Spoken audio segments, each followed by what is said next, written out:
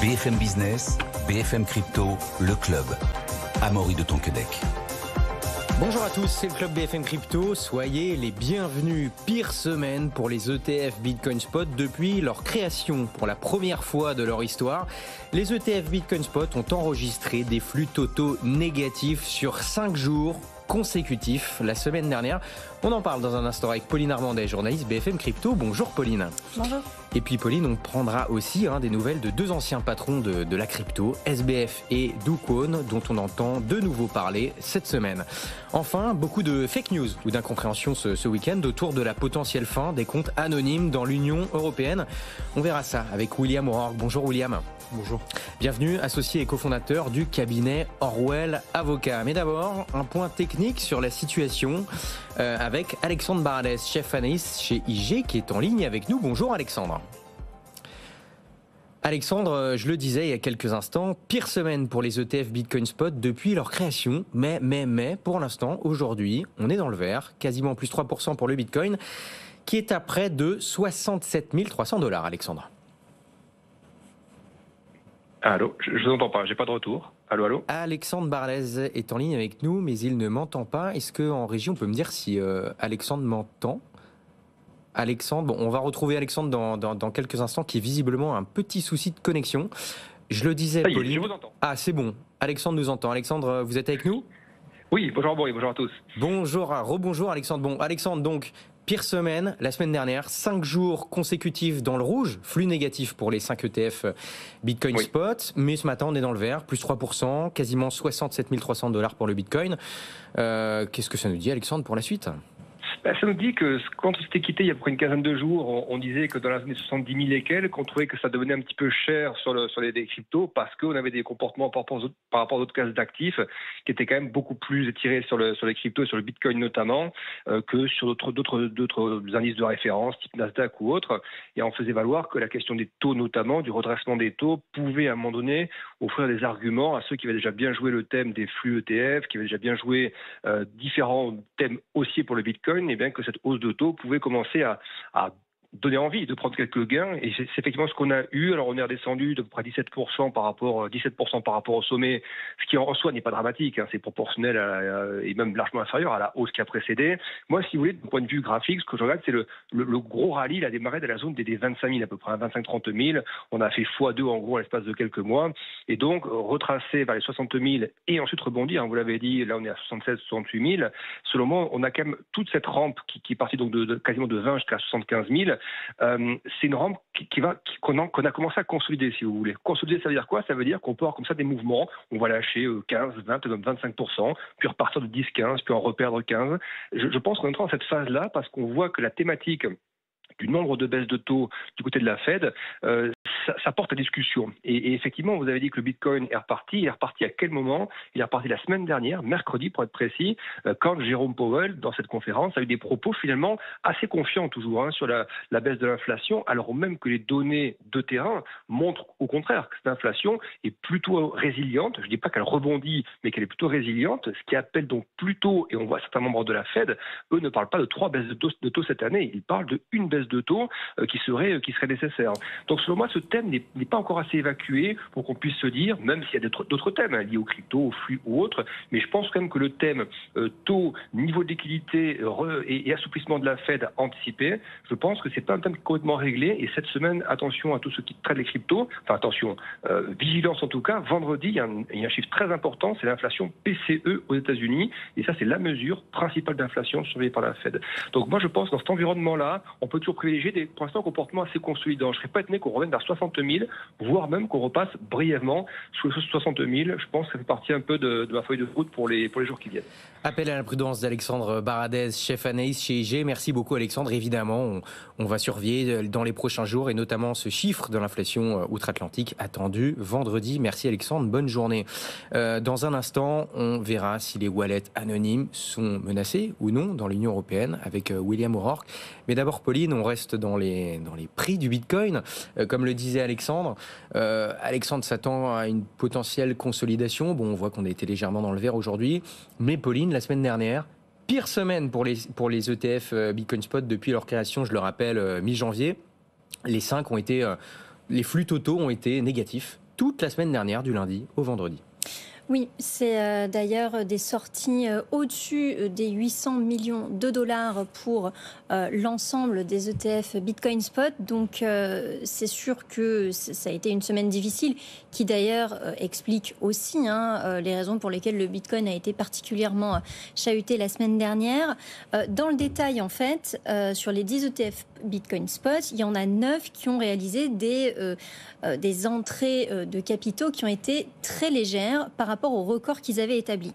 Typiquement, l'ETF du géant BlackRock, qui s'appelle IBIT, il a enregistré sa plus faible entrée de capitaux vendredi dernier, donc à 18 millions de dollars d'entrée.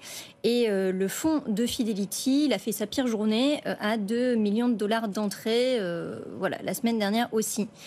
Donc, ces 9 ETF Bitcoin Spot, ils font vraiment des performances qui sont pas très bonnes sur le marché, mais le pire ETF jusqu'à présent, c'est quand même celui de Grayscale qui continue vraiment sa descente aux enfers. C'est ça, donc en fait, ce que vous nous dites, Pauline, c'est que les autres n'ont pas eu leurs performances ont baissé, mais là, ce qui fait réellement baisser le fait que la moyenne de tous ces ETF Bitcoin Spot soit en négatif, c'est surtout celui de Grayscale qui continue de tomber comme un couteau qui tombe, qu'on n'arrête pas. Oui, et c'est vrai que ça n'a pas l'air de s'arranger. La semaine dernière, vraiment, ce fonds, et notamment lundi, a enregistré ses pires sorties de plus de 642 millions de dollars de flux enregistrés sur une seule journée. En une semaine, c'est carrément plus de 1,8 milliard de dollars de sorties de capitaux. Donc ça aussi, ce sont des flux records. Et pour juste rappeler un tout petit peu ce fonds, c'est vrai qu'il a été converti en ETF Bitcoin Spot mi-janvier et depuis, et aussi par rapport à la concurrence des autres acteurs qui font des frais qui sont beaucoup moins élevés, c'est un fonds qui fait un peu fuir les investisseurs. On le voit vraiment par exemple dans ses réserves de Bitcoin. Avant même de se lancer en ETF spot, il avait 550 000 bitcoins. Et là, il est plus qu'à 350 000 bitcoins. Donc vraiment, les réserves en bitcoin fondent comme neige au soleil. Et a priori, c'est quand même pas parti pour s'arranger. Mais c'est un fonds qui, effectivement, va attirer l'ensemble du marché des ETF Bitcoin Spot dans des semaines ou dans des situations qui peuvent être... bien peut-être, comme le disait Alexandre Baradez il y a quelques instants, peut-être que nous allons continuer une sorte de consolidation qui serait peut-être saine. Au fond, Pauline, dans un instant, on va reparler quand même de deux patrons de l'écosystème crypto qui vont refaire parler d'eux cette semaine. C'est vrai que ça faisait un petit bout de temps qu'on en parlait moins, mais d'abord avec William O'Rourke, on va revenir un petit peu sur le feuilleton du week-end. C'est-à-dire qu'on s'est demandé, dans l'Union européenne, il y a eu plein de rumeurs, on va voir avec vous si c'est des rumeurs ou si vous allez être plutôt rassurant, sur le fait que les portefeuilles crypto anonymes allaient peut-être être tout simplement interdits dans l'Union européenne. Oui, en fait, il y a eu un vote de la part d'une commission au sein du Parlement européen qui a un vote qui en fait s'inscrit dans un contexte un peu plus large ou sur une réglementation qui est un peu plus longue. C'est qu'il y a une réglementation en cours sur tout ce qui est identification des clients et normes de lutte contre le blanchiment dans le secteur des cryptoactifs. C'est une réglementation qui est parallèle et qui est arrimée en fait à MiCA, donc ce règlement européen qui va encadrer les prestataires, tous les prestataires financiers qui offrent des services sur cryptoactifs. Et en fait, la réglementation lutte contre le blanchiment et l'identification des clients et des flux, et donc notamment ces sujets-là, ils s'adressent principalement à ces intermédiaires financiers. En fait, ce qui se passe, c'est qu'aujourd'hui, en tout cas, ce qui s'est passé sur Twitter, c'est qu'il y a une confusion entre l'interdiction des comptes anonymes offerts par ces intermédiaires financiers, qui est évidemment quelque chose qui sera interdit, qui d'ailleurs pour nous en France est un peu inconcevable, parce que c'est un peu une équivalent d'un... les deux, enfin il y en a plus, mais peut-être deux manières principales de détenir des cryptos. Soit on passe par une plateforme centralisée aujourd'hui où on fait un KYC, donc c'est-à-dire que on confie la gestion de notre clé privée à une sorte de banque, une plateforme crypto. Donc voilà, on ne possède pas réellement notre clé, ils possèdent les fonds pour nous, mais dans ce cas-là, c'est pas anonyme parce qu'on fait un KYC, on déclare notre identité, etc. Soit via différentes manières, on possède nous-mêmes notre propre clé privée, on gère nous-mêmes nos fonds, et c'est bien de ces portefeuilles-là dont on parle qui, eux, du coup, pour l'instant, peuvent être anonymes Et la question était de savoir si eux allaient être interdits ou non, c'est ça? Exactement. Et ces wallets qu'on va appeler les wallets personnels pour simplifier, ceux-là, en fait, en réalité, ils ne rentrent pas dans le champ de la réglementation. Pour une raison simple, c'est qu'en fait, il n'y a aucun moyen technique de les contrôler.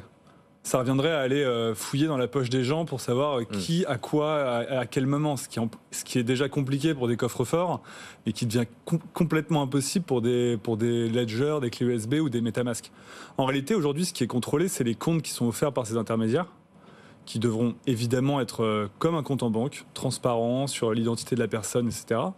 Et en revanche, il y a un deuxième aspect, c'est qu'il y a quand même un contrôle de ces wallets personnels, mais uniquement au moment où ils rentrent en contact, soit parce qu'il y a un paiement vers ces wallets, soit parce qu'il y a un paiement depuis un wallet personnel vers un compte ouvert auprès d'intermédiaires. Dans ce cas-là, en effet, il y a un contrôle qui intervient au-dessus d'un seuil que la réglementation a fixé à 1 000 €, ce qui est déjà relativement limité. Mais ce seuil va peut-être être abaissé ou ajusté, sans compter que les intermédiaires financiers pourront eux-mêmes abaisser ce seuil. Parce qu'évidemment, la réglementation, elle demande aux intermédiaires financiers d'être prudents.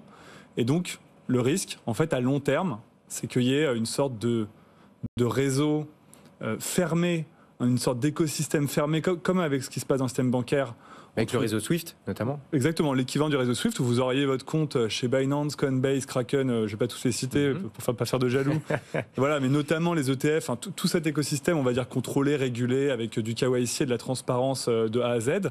Et de l'autre côté, un écosystème qui d'ailleurs est plus conforme aux idéaux originels des cryptos, qui sera personnel et donc avec beaucoup moins de KYC, beaucoup moins de contrôle. Qu'est-ce que ça veut dire, William? Ça veut dire que finalement, de comptes, on va les appeler personnels, comme vous l'avez dit tout à l'heure, donc on va dire que 2 comptes personnels, entre guillemets, qui interagissent entre eux, ça, a priori, il n'y a pas de problème, tout ça ne pourra pas être interdit, il n'y a pas de contrôle. Mais finalement, ce que vous êtes en train de nous dire, c'est que si des plateformes centralisées interagissent finalement avec un compte personnel, là, elles risquent d'être méfiantes à cause de cette réglementation. Donc finalement, il y aurait à la fois un canal où les plateformes centralisées parleraient uniquement aux plateformes centralisées, entre guillemets, et à la fois de l'autre côté, les comptes personnels, on va dire anonymes, qui se parleraient entre eux, et ce qui ferait 2 canaux. Très concrètement, ce qui va se passer, c'est que quand vous voudrez déposer à minima plus de 1 000 €, mais ce sera peut-être dès le premier euro. Ce que je veux dire, c'est que ce seuil, encore une fois, c'est un seuil général, réglementaire, mais il peut être abaissé. Quand vous allez vouloir déposer des crypto-monnaies chez votre intermédiaire, vous allez devoir, par divers moyens techniques, prouver que c'est bien votre wallet. Et donc, l'adresse qui est attachée, la clé privée ou la clé publique, enfin l'adresse qui est attachée à ce wallet personnel, va être reliée à votre compte. Donc, en quelque sorte, le KYC, l'identification des clients, elle va s'étendre à ces wallets personnels au moment de l'interface. Et en fait, le pari, je pense, qui est fait par les régulateurs, c'est qu'à terme, l'immense majorité des flux crypto soient aspirés dans le secteur régulé. Oui, donc ça veut dire qu'en fait, de manière indirecte, il y aura un KYC indirect pour les comptes perso, on va dire. Et c'est-à-dire que si on veut garder son compte uniquement personnel, il faut interagir qu'avec d'autres comptes personnels.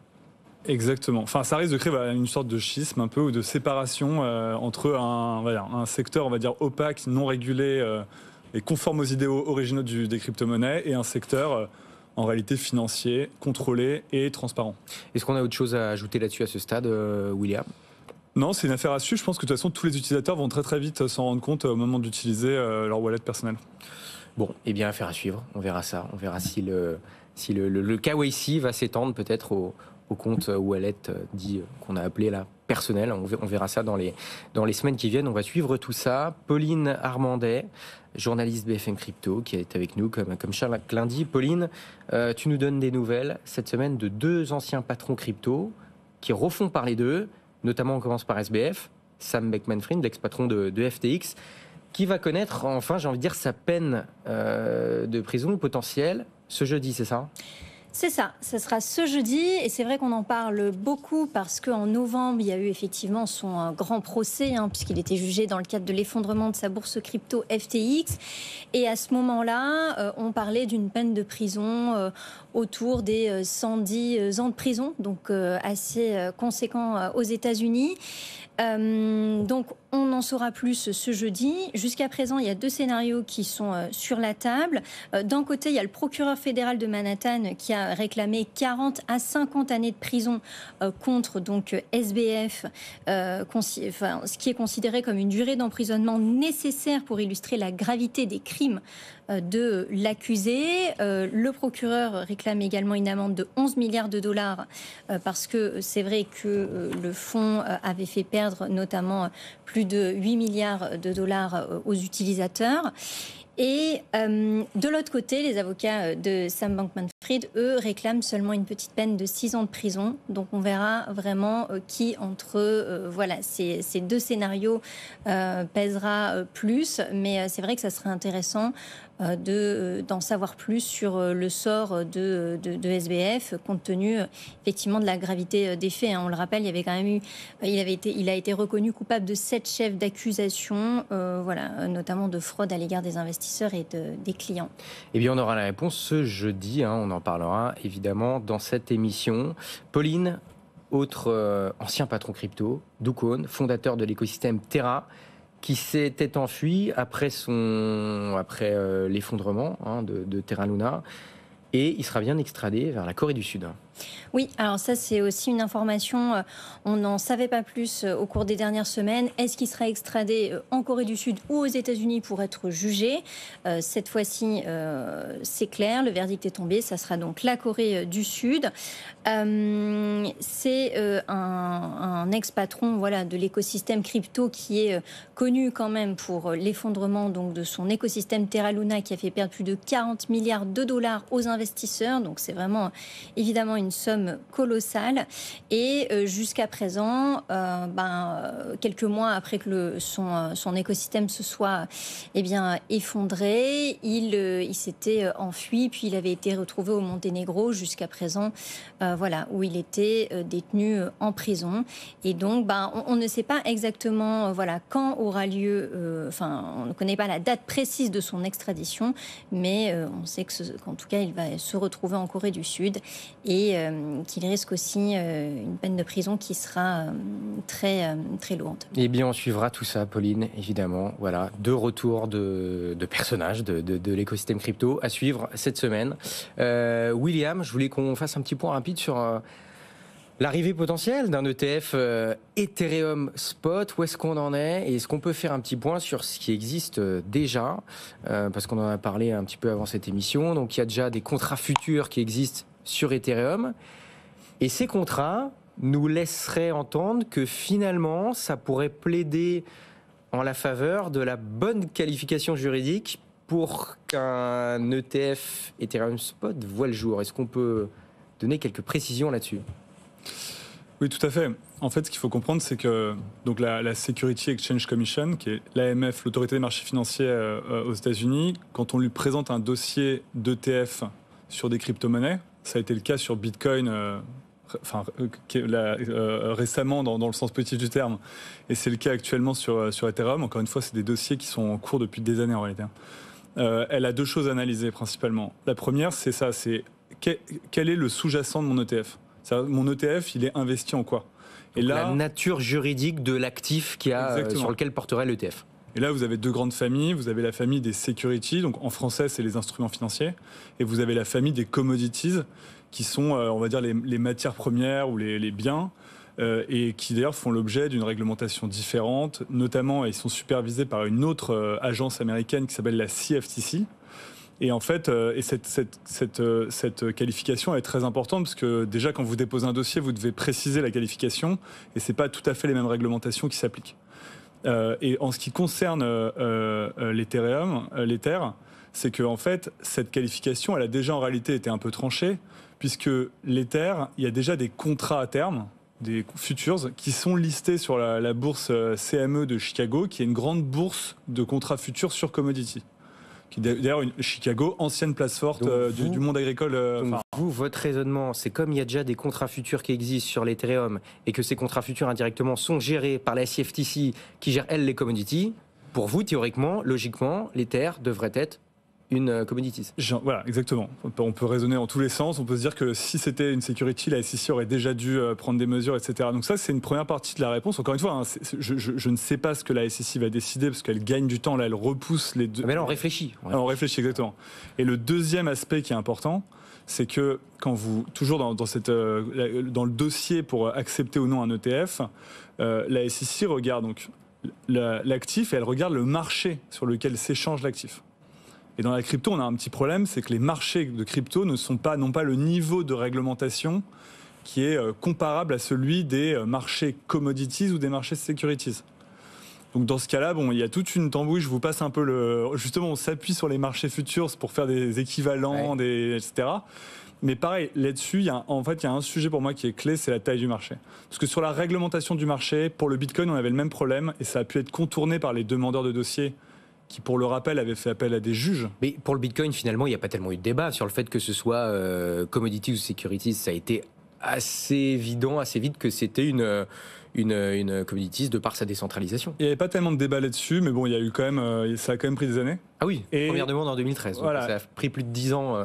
Et sur le Bitcoin, il y avait des gros sujets qui, du coup, ont été levés pour le Bitcoin et qui pourraient l'être pour l'Ether. C'était justement les bourses Bitcoin aujourd'hui n'ont pas la réglementation et l'équipement pour faire face aux abus de marché, aux fraudes, etc., qui sont de même niveau que celles qui sont sur les marchés régulés. Et ça, pour le régulateur, c'est un gros problème. Parce que si vous manipulez le Bitcoin, vous manipulez les ETF sur Bitcoin. Si vous manipulez l'Ether, vous manipulez les ETF sur Ether, et ça, c'est au détriment de l'investisseur américain. Et comment on avait fait pour les... quand je dis on avait fait, c'est-à-dire comment avait réfléchi le régulateur américain, sachant qu'il y avait déjà des ETF Bitcoin, mais pas spot pour le coup, futur, et on disait non, pas d'ETF Bitcoin spot parce que le marché peut être manipulé, alors que finalement, il pouvait déjà être manipulé avant. L'astuce qui a été faite, c'est que ça s'est fait en 2 étapes. Première étape, il y a une corrélation très forte entre les marchés, on va dire, d'actifs et les marchés futures. D'accord ? C'est-à-dire qu'en fait, quand vous manipulez Bitcoin, ça se reflète sur le marché des futures de Bitcoin. On parle toujours du même marché, de Chicago, vous avez des futures Bitcoin, des futures Ethereum. Donc ce qu'ont dit les demandeurs de dossiers, ce qu'a accepté la SEC, c'est de dire, en fait, les demandeurs de dossiers ont dit on va s'appuyer sur les mesures de surveillance des marchés futures pour détecter des fraudes qui arriveraient sur les marchés hors futures. En fait, vu que c'est un miroir, si vous voulez, en fait, on va regarder le miroir. On va regarder le miroir des futures, et en fait, s'il y a une fraude dans le marché normal, on le verra dans le miroir. Et ça a été accepté pour Bitcoin, et ça devrait, en tout cas, modulo la taille du marché, qui est un facteur aussi important. Et l'Ethereum est un beaucoup plus petit marché, donc beaucoup plus facile à manipuler. Donc ça pourrait jouer en sa défaveur. Aujourd'hui, c'est un peu le seul argument qui reste pour nier. Mais c'est un argument qui se discute. Donc là, ça veut dire, qu'est-ce que ça veut dire, William ? Ça veut dire que là, c'est pas tellement la qualification juridique pour l'Ethereum qui sera en discussion, c'est plus la taille du marché et donc sa potentialité d'être manipulée. Exactement. La taille du marché, c'est un critère important, mais vous voyez, c'est un des critères, et c'est pas le critère le plus. C'est aussi un critère qui peut évoluer par définition. Mais est-ce que ça veut dire que si finalement la market cap d'Ethereum évolue et devient plus importante, est-ce que ça pourrait être en faveur de l'approbation d'un ETF Ethereum Spot ? Si la SEC refuse et si elle se fonde sur ce point, oui. C'est-à-dire qu'on peut très bien imaginer que la SEC refuse en disant trop petit marché. On revient dans 2 ans, le marché a doublé, et là, c'est bon. Et là, pour l'instant, les refus, j'ai l'impression qu'ils ne sont pas tellement clairs. C'est qu'on a des éléments tangibles, un raisonnement de la SEC qui dit, voilà, nous, pour l'instant, on n'a pas d'ETF Ethereum Spot pour telle raison. Là, très récemment, ça n'a pas été un refus, ça a été un décalage dans le temps. Alors, ça a été repoussé, mais ils demandent plus de temps pour réfléchir. Mais ils réfléchissent à quoi ? Ça, Dieu seul le sait, mais je pense que vous voyez, en fait. Non, mais s'ils demandent plus de temps, est-ce qu'ils ont des arguments derrière, ou alors il y a une réelle réflexion ? Ils n'ont pas d'arguments à donner, en fait. Un régulateur n'a pas à justifier pour demander un temps de réflexion, si vous voulez. Enfin, mais ça, je peux l'entendre, mais surtout, faut se rendre compte, faut lire. Alors pour ceux qui ont le courage, faut lire la décision de la SEC qui accepte les ETF Bitcoin. Elle est absolument passionnante. Et dans cette décision, notamment la 3e partie qui revient sur un peu les forces et les faiblesses du marché Bitcoin, etc. On voit qu'il y a quand même du travail qui a été fait, des choses qui même moi m'échappent totalement, des corrélations statistiques. Enfin, en gros, il y a un travail d'analyse qui est fait. Il y a beaucoup de travail qui est fait par les demandeurs, les gens qui déposent le dossier, et après il est synthétisé par le régulateur. Et c'est peut-être ce qui est en train de se passer sur les dossiers d'ETF Ethereum Spot. Voilà, moi après j'ai pas de boule de cristal. Non, mais bien sûr, donc c'est intéressant de voir que les arguments quand même on réutilise les arguments de Bitcoin pour Ether. Et au final, il y a quand même aujourd'hui beaucoup de questions qui ont été répondues assez récemment. C'est-à-dire depuis 1 an, la situation a totalement changé, quoi. Donc finalement, William, vous nous dites, allez voir la décision qui a été rendue pour l'ETF Bitcoin Spot. Potentiellement, ce sera peut-être les mêmes arguments qui seront opposés ou acceptés pour un potentiel ETF Ethereum Spot. Moi, c'est la première chose que je ferai quand on aura la décision de la SEC, qu'elle soit positive ou négative, c'est que j'aurai les deux décisions. Comparer les deux, quoi. Voilà, exactement. Après, c'est des documents en anglais de 40 pages juridiques, hein, mais ça peut se lire. Bon, on n'a pas de boule de cristal, mais pas mal de personnes disaient que c'était possible qu'on ait un ETF Ethereum Spot d'ici le mois de mai. Ça paraît un peu short. Je ne ferai pas de pronostic. En tout cas, juridiquement, les arguments, il y en a de moins en moins, et il y a de moins en moins d'incertitudes surtout. Voilà. Sur ce qui peut être avancé pour ou contre un ETF. Quoi. Eh bien, on suivra tout ça. En plus, vous avez des conseils de lecture de William O'Rourke, associé cofondateur du cabinet Orwell Avocat. Merci beaucoup, William, pour toutes ces explications. Et allez lire, du coup, la décision de la SEC pour l'ETF Bitcoin Spot. Merci beaucoup, Pauline Armandet, d'avoir été avec nous. Ce dont on a parlé il y a quelques instants sur la pire semaine des ETF Bitcoin Spot, la semaine dernière, c'est à retrouver dans un article que vous avez écrit ce matin, qui est tout frais. Et bien sûr, la newsletter BFM Crypto de Pauline Armandet à retrouver dans votre boîte mail chaque lundi à 18h. Abonnez-vous si ce n'est pas déjà fait. Merci d'avoir été avec nous. Bonne journée. À demain, 15h. BFM Business, BFM Crypto, le club.